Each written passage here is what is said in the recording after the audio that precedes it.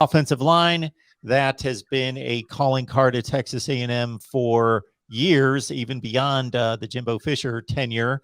The unit seemed to get hit with some injuries, got off to a slow start last year, played a little bit better after that. Kenyon Green, one of the best in the business, he's gone.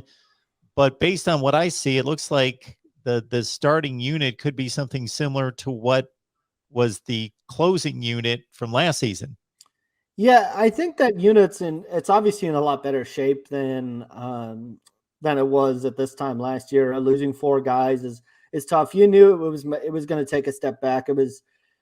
Um, it was going to be the big question mark heading into the year. But when you look forward now, Bryce Foster now has a year of his experience under his belt, and so does Ruben Fothery, and I think that projects a really bright future on that offensive line. Layden Robinson is a guy that, when he was healthy, looked really good and kind of will be one of those guys to anchor that offensive line. So you've essentially got three spots locked down. I think left tackle is certainly one spot they have to get figured out, whether via the transfer portal.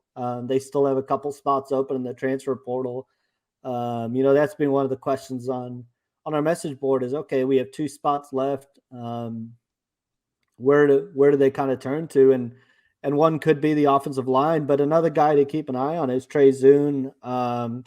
He got hurt late in his senior or early in his senior year, towards ACL, and was just getting back, kind of up to full speed at last summer, and saw action late in the year and looked pretty good. And I think that's a guy A&M's really excited about, and has a chance to kind of be the solution at that left tackle spot. And they've just got to get better production at that position. It was kind of really the weak spot of, and it's just one they've got to address either through the transfer portal or have a guy like Trey Zune step in, and then you hope a guy like Aki Ogunbi, who saw some starts last year, can get stronger and build off that experience he got last year and kind of take over one of those other spots, maybe an interior guy. And then Blake Traynor is another guy that saw a little bit of action inside and looked better as a guard, and he could be an answer at guard as well. But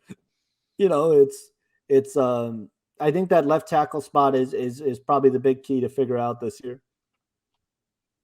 And it's a tough ask when looking at the incoming freshman class at the offensive line position to expect them to develop that quickly and be ready to go. And I also noticed that none of the three that come in, two are top 10 at their position, all three are top 20 at their position, are coming in as early enrollees. So you got to think that they're in the development category and working toward 23 and beyond.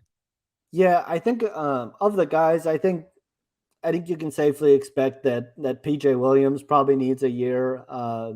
He's got a tremendous upside, but he's got to add muscle. He's got to add to his frame, and he's a guy that I think they're going to be patient with and understand he probably needs a redshirt year to put on weight and get stronger. If there was the guy, it would be Cam Dewberry, and I think he's a guy that has the flexibility to play either guard or tackle. Great size at 6'4", 313 pounds. I think if you look at a guy, with guys like Bryce Foster was a guy that wasn't an early enrollee last year, and he came in and was able to pick things up quickly and be impactful. I think if you're looking for a guy that could potentially play early, it would be Cam Dewberry.